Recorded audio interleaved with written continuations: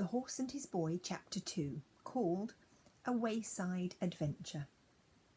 It was nearly noon the following day when Shasta was wakened by something warm and soft moving over his face. He opened his eyes and found himself staring into the long face of a horse. Its nose and lips were almost touching his. He remembered the exciting events of the previous night and sat up. But as he did so, he groaned. "Oh, Bree," he gasped. "I'm so sore all over. I can hardly move." "Good morning, small one," said Bree. "I was afraid you might feel a bit stiff. It can't be the falls. You didn't have more than a dozen or so, and it was all lovely, soft, springy turf. That must have almost been a pleasure to fall on. And the only one that might have been a bit nasty was broken by that gorse bush. No, it's the riding itself that comes hard at first. What about breakfast? I've had mine." "Oh, bother breakfast, bother everything," said Shasta. "I tell you I can't move." But the horse nuzzled at him with its nose and pawed him gently with a hoof till he had to get up. And then he looked about him and saw where they were. Behind them lay a little copse. Just before them the turf, dotted with white flowers, sloped down to the brow of a cliff. Far below them was the sound of the breaking waves. It was very faint. Lay the sea. Shasta had never seen it from such a height and never seen so much of it before, nor dreamed how many colours it had. On either hand the coast stretched away, headland after headland, and at the points you could see the white foam running up the rocks, but making no noise because it was so far off. There were gulls flying overhead, and the heat shivered on the ground. It was a blazing day. But what Shasta chiefly noticed was the air. He couldn't think what was missing until at last he realised there was no smell of fish in it. For of course, neither in the cottage nor among the nets had he ever been away from that smell in his life. And this new air was so delicious, and all his old life seemed so far away. He forgot a moment about the bruises and the aching muscles, and he said, "I say, Bree, didn't you say something about breakfast?" "Yes, I did," answered Bree. "I think you'll find something in the saddlebags. They're over there on that tree where you hung them up last night, or early this morning. They investigated the saddlebags, and the results were cheering. A meat pasty, only slightly stale, a lump of dried figs and another lump of green cheese, and a little flask of wine and some money, and about 40 crescents in all, which was more than Shasta had ever seen. While Shasta sat down, painfully and cautiously, with his back against the tree, he started on the pastry. Bree had a few more mouthfuls of grass to keep him company. "Won't it be stealing if I use the money?" asked Shasta. "Oh," said the horse, looking up with his mouth full of grass. "I never thought of that.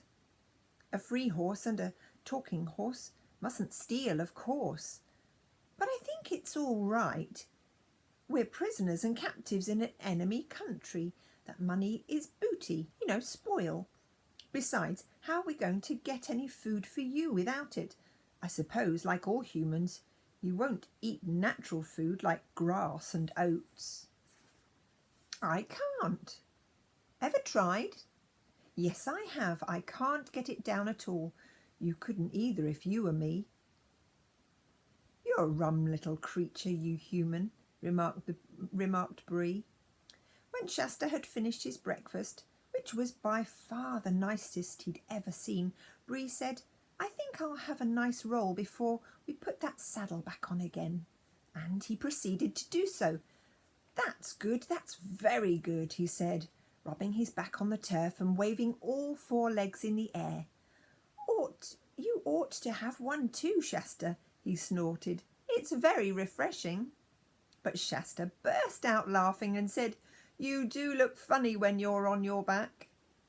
"I look nothing of the sort," said Bree, but then suddenly he rolled round on his side, raised his head and looked hard at Shasta, blowing a little. "Does it really look funny?" he asked in an anxious voice. "Yes, it does," replied Shasta. "But what does it matter?" "You don't think, do you," said Bree, "that it might be a thing talking horses never do, a silly clownish trick? I've learnt it from the dumb ones.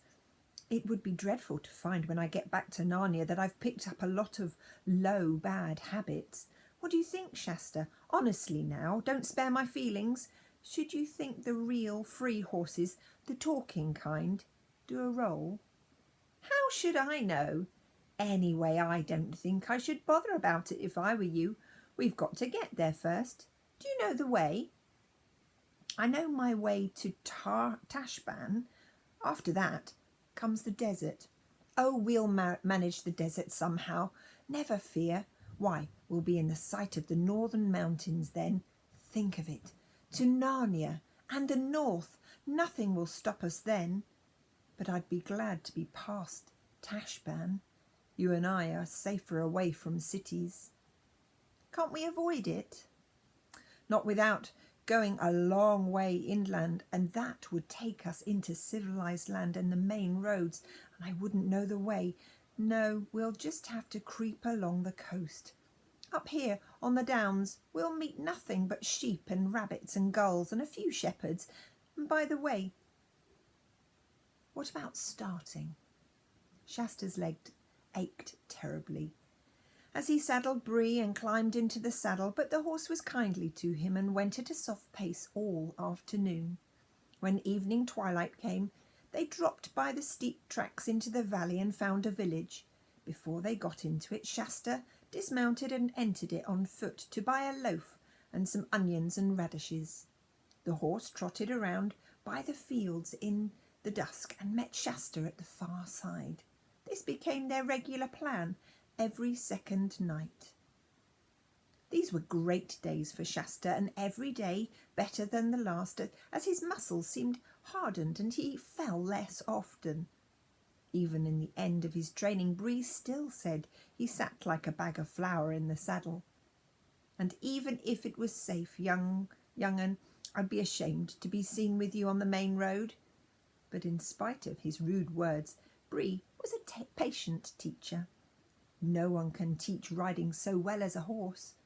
Shasta learned to trot, to canter, to jump, and to keep his seat even when Bree pulled up suddenly or swung unexpectedly to the left or to the right, which, as Bree told him, was the thing you might have to do at any moment in a battle.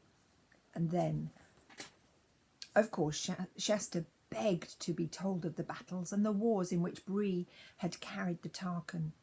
And Bree would tell of forced marches and the fording of swift rivers, of the charges and the fierce fights between cavalry and cavalry, when the war horses fought as well as the men, being all fierce stallions trained to bite and kick and to rear at the right moment, so that the horse's weight as well as the riders would come down on the enemy's crest in the stroke of a sword or a battle axe. But Bree did not want to talk about the wars as often as Shasta wanted to hear about them. "Don't speak of them, youngster," he would say. "They were only the Tisrock's wars, and I fought in them as a slave and a dumb beast. Give me the Narnian wars, where I shall fight as a free horse among my own people. Those will be wars worth talking about, Narnia and the North." Shasta soon learned, when he heard Bree talking like that, to prepare for a gallop. After they had travelled on for weeks and weeks, past more bays and headlands and rivers and villages that Shasta could remember, there came a moonlit night when they started their journey at evening. Having slept during the day, they had left the downs behind them and were crossing a wide plain with a forest about half a mile away on their left. The sea, hidden by low sand hills, was about the same distance on their right.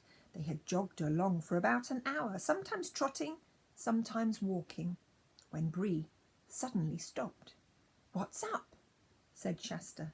"Shh," said Bree, craning his neck round and twitching his ears. "Did you hear something? Listen." "It sounds like another horse between us and the wood," said Shasta, after he'd listened for about a minute. "It is another horse," said Bree, "and that's what I don't like." "Isn't it probably just a farmer riding home late?" said Shasta with a yawn. "Don't tell me," said Bree. "That's not a farmer riding. Not a farmer's horse either. Can't you tell by the sound? That's quality, that horse is, and it's being ridden by a real horseman. I'll tell you what it is, Shasta. There's a Tarkan under the edge of that wood, not on his war horse. It's too light for that. On a fine blood mare, I should say." "Well, it's stopped now, whatever it is," said Shasta. "You're right," said Bree, "and why should he stop just when we do? Shasta, my boy, I do believe there's someone shadowing us.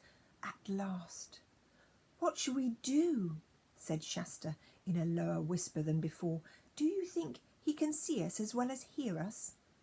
"Not in this light, not so long as we stay quite still," answered Bree. "But look, there's a cloud coming up. I'll wait till that gets over the moon, then we'll get off to our right as quietly as we can down to the shore. We can hide among the sandhills if the worst comes to the worst." They waited until the cloud covered the moon, and then, first walking at a pace and afterwards at a gentle trot, made for the shore. The cloud was bigger and thicker than it looked at first, and soon the night grew very dark. Just as Shasta was saying to himself, "We must be nearly at those sandhills by now," his heart leaped into his mouth because an appalling noise was suddenly risen up out of the darkness ahead. A long, snarling roar, melancholy and utterly savage. Instantly, Bree swerved round and began galloping inland again as fast as he could gallop. "What is it?" gasped Shasta. "Lion," said Bree, without checking his pace or turning his head. After that, there was nothing but sheer galloping for the first time. At last they splashed across a wide, shallow stream, and Bree came to a stop at the far side. Shasta noticed that he was trembling and sweating all over. "That water may have thrown the brute off our scent," panted Bree, when he had partly got his breath again. "We can walk for a bit now." As they walked, Bree said, "Shasta, I'm ashamed of myself. I'm just as frightened as the common dumb callaman horse. I really am. I don't feel like a talking horse at all. I don't mind swords and lances and arrows, but I can't bear those creatures. I think I'll trot for a bit." About a minute later, however, he broke into a gallop again, and no wonder, for the roar broke out again, this time on their left from the direction of the forest. "Two of them," moaned Bree. When they had galloped for several minutes without any further noise from the lion, Shasta said, "I say, that other horse is galloping beside us now, only a stone's throw away." All the better," panted Bree. "Tarkan on it will have a sword to protect us all." "But Bree," said Shasta, "we might just as well be killed by lions as caught, or I might. They'll hang me for horse stealing." He was feeling less frightened of lions than Bree because he'd never met a lion. Bree had. Bree only snorted in answer, but he did sheer away just to his right. Oddly enough, the other horse seemed also to be sheering away to the left, so that in a few seconds the space between them had widened a good deal. But as soon as he did it, so there came two more lions' roars immediately after one another, one on the right and the other on the left, and the horses began drawing nearer together. So apparently did the lions. The roaring of the brutes on each side was horribly close, and they seemed to be keeping up with the galloping horses quite easily. Then the cloud rolled away, The moonlight, astonishingly bright, showed up everything almost as if it was broad day. The two horses and the two riders were galloping neck to neck and knee to knee, just as if they were in a race. Indeed, Bree said afterwards that the finer race had never been seen in all Calomon. Shasta now gave him up for lost and began to wonder whether lions killed you quickly or played with you as a cat plays with a mouse, and how much it would hurt.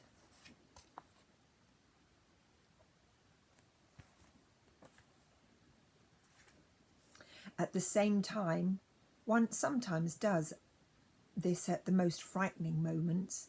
He noticed everything. He saw that the other rider was very small, a slender person, mail-clad. The moon shone on the mail, and riding magnificently. He had no beard. Something flat and shining was spread out before them before Shasta had time even to guess what it was. There was a great splash, and he found his mouth half full of salt water. The shining thing had been a long inlet of sea. Both horses were swimming, and the water was up to Shasta's knees. There was an angry roaring behind them, and looking back, Shasta saw a great, shaggy and terrible shape crouched on the water's edge, but only one. We must have shaken off the other lion, he thought. The lion apparently did not think its prey worth wetting itself. At any rate, it made no attempt to take the water in its pursuit. The two horses, side by side, were now well out into the middle of the creek, and the opposite shore could clearly be seen. The Tarkan had not yet spoken a word. But he will, thought Shasta, as soon as we've landed. What am I to say? I must begin thinking out a story. Then suddenly 2 voices spoke at his side. "Oh, I am so tired," said the one. "Hold your tongue, Hwin, and don't be a fool," said the other. "I'm dreaming," thought Shasta. I could have sworn that the other horse spoke. Soon the horses were no longer swimming but walking, and soon, with a great sound of water running off their sides and tails, and with great crunching of pebbles under 8 hooves, they came out on the further side of the beach inlet. The Tarkan, to Shasta's surprise, showed no wish to ask questions. He did not even look at Shasta, but seemed anxious to urge his horse straight on. Bree, however, at once shouldered himself into the other horse's way. "Brouhaha," he snorted. "Steady there. I heard you, I did. There's no good pretending, ma'am. I heard you. You're a talking horse, a Narnian horse, just like me." What's it got to do with you if she is?" said the strange rider fiercely, laying his hand on his sword hilt. But the voice in which the words were spoken had already told Shasta something. "Why, it's only a girl," he exclaimed. "And what business is it of yours if I am only a girl?" snapped the stranger. "You're only a boy, a rude, common little boy, a slave probably, who's stolen his master's horse." "That's all you know," said Shasta. "He's not a thief, little Tarkina," said Bree. "At least, if there's been any stealing, you might just as well say I stole him.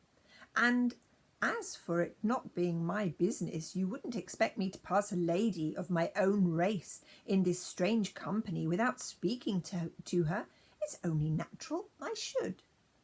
"I think it's very natural too," said the mayor.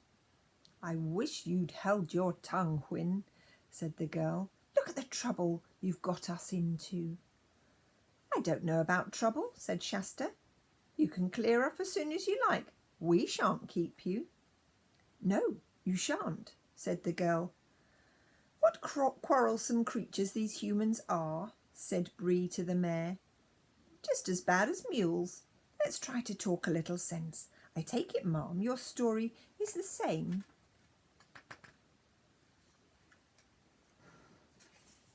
as mine, captured in early youth, years of slavery among the Calmarines." "Too true, sir." and the mare with a melancholy whinny. And now perhaps escape. Tell him to mind his own business, Whin, said the girl. No, I won't. Aravis, said the mare, putting her ears back. This is my escape just as much as yours, and I'm sure a noble war horse like this is not going to betray us. We're trying to escape to get to Narnia. And so, of course, are we, said Bree. Of course you guessed that at once. A little boy in rags, riding, or trying to ride, a war horse at dead of night couldn't mean anything but an escape of some sort, and if I may say so, a high-born Tarkina riding alone at night, dressed up in her brother's armour, and very anxious for everyone to mind their own business and ask her no questions. Well, if that's not fishy, call me a cob. All right then, said Aravis. You've guessed it. Whin and I are running away. We're trying to get to Narnia, and now? What about it? Why, in that case, what is it to prevent us all going together? Said Bree. I trust, Madam Whin, you will accept such assistance and protection as I may be able to give you on the journey. Why do you keep talking to my horse instead of to me? Asked the girl. Excuse me, Tarkina, said Bree, with just a slight backward tilt of his ears. But that's Calmarine talk. We free Narnians, Whin and I, and I suppose if you're running away to Narnia, you want to be one too. In that case, Whin isn't your horse any longer. One might just say you're her human. The girl opened her mouth to speak and then stopped. Obviously, she had not quite seen it in that light before. Still, she said after a moment's pause, I don't know that there's so much point in us all going together. Aren't we more likely to be noticed? Less, said Bree. And the mare said, oh, do let's. I should feel much more comfortable. We're not even certain of the way. I'm sure a great charger like this knows far more than we do. Oh, come on, Bree, said Shasta, and let them go on their own way. Can't you see they don't want us? We do, said Whin. Look here, said the girl. I don't mind going with you, Mr. Warhorse, but what about this boy? How do I know he's not a spy? Why don't you say it at once? What do you think? I'm not good enough for you, said Shasta. Be quiet, Shasta, said Bree. Tarkina's question is quite reasonable. I'll vouch for the boy, Tarkina. He's been very true to me and a very good friend, and he's certainly neither a Narnian nor an Archenlander. All right then, let's go together. But she didn't say anything to Shasta, and it was obvious that she wanted Bree and not him. Splendid, said Bree, and now that we've got the water between us and those dreadful animals, what about you two humans taking off our saddles and our all having a rest and hearing one another's stories? Both the children unsaddled their horses, and the horses had little grass, and Aravis produced a rather nice thing to eat from her saddlebag. But Shasta sulked and said, no thanks, he wasn't hungry. And he tried to put on what he thought was a very grand and stiff manners. But as a fisherman's hut is not usually a good place for learning grand manners, the result was dreadful, and he half knew that it wasn't a success, and then he became even sulkier and more awkward than ever. Meanwhile, the two horses were getting on splendidly. They remembered the very same places in Narnia, the grasslands up above the Beaver's Dam, and found that they were some sort of second cousins once removed.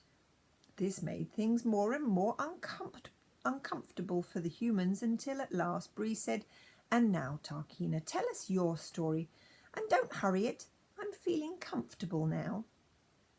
Aravis immediately began sitting quite still and using a rather different tone and style from her usual one, for in Calaman, storytelling, whether the stories are true or made up, is a thing that is taught, just as English boys and girls are taught essay writing.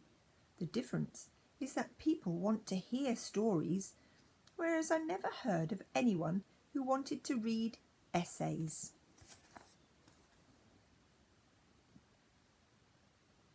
And that's the end of the chapter.